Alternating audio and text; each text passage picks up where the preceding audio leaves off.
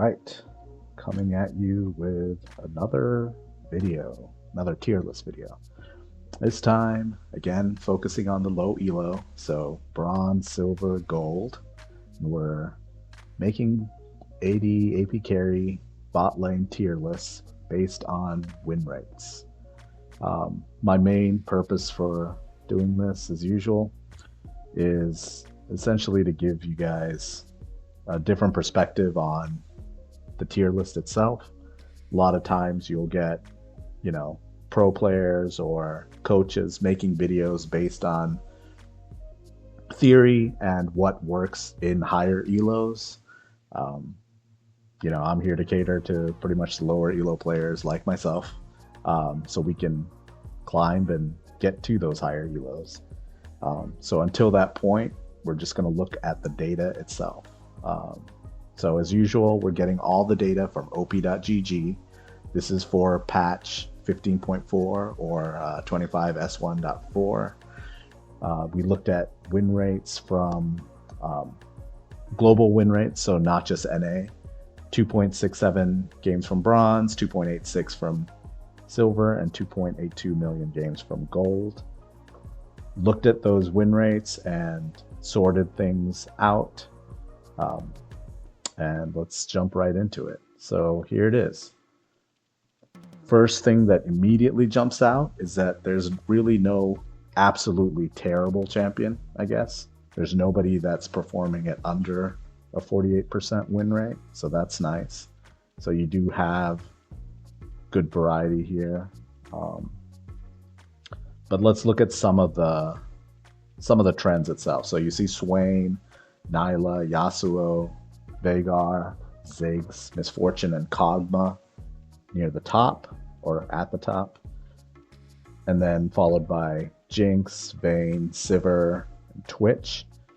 And then you can see where things are closer to 50% but still above with Jhin, Ashe, Xayah, Caitlyn, Aphelios, Tristana, Zeri, and Samira.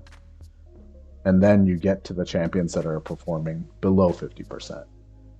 Some trends that I think are noteworthy is that Veigar does have a higher win rate in bronze and silver than gold. And that's likely just because better skilled players are, better able to deal with the cage. I know in lower ELOs, people just have a hard time dealing with it.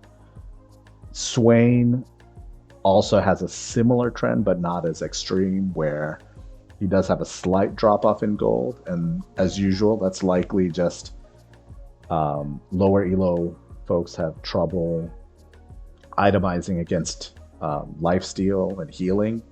So that's all it is likely that as you get into higher ELOs, people itemize better and are able to deal with it in a more positive way. From an overall trend perspective, I'd say some of the early game champions like Lucian, Draven, and Kalista, who are kind of like lane dominant early game champions, are lower in the list, while kind of scaling champions like Swain, Veigar, Kog'Maw, and Vayne are, closer to the top. People that have huge area of effect, ults, and damage like Misfortune and Ziggs are up top. Another kind of just thing to look at are kind of auto attack versus ability based champs. So the ability based champs seem to be higher on the list for the most part. I guess apart from, I'd say, Vayne. Other than that, a lot of the champions rely on abilities to deal a good amount of damage. And then let's see, some other potential trends are really around survivability and mobility. So if you look at some of the bottom champions like Ezreal, Smolder, Corki, Lucian, they have essentially those short dashes, and if you use them offensively and you've mispositioned yourself, you're essentially dead in a fight. So really the importance of positioning, while I think, Swain kind of wants to be in there, Nyla wants to be in there, Yasuo wants to be in there. Vhagar and Ziggs are very safe champions. They have a lot of distance. Same with Kog'Maw and Misfortune. Sivir can farm from afar, so can Jinx. So that might be something that could be contributing to this kind of the reasons for some of this, the way things look. And then yeah, I think that's kind of the bigger picture, I think. Let's just look at some of the win rates themselves. So you can see Swain at a 54.3%, really high. Nyla also at 53.3. I think with Nyla, some of it has to do with she does have a low pick rate. And so a lot of people aren't necessarily familiar with how she operates and what to necessarily do against her. And she just kind of overwhelms you by kind of jumping in and dealing a ton of damage quickly. So I think that might be some of it. I'm not really sure. And also, once she gets some kills, same with anyone on this list really, they tend to snowball quite effectively.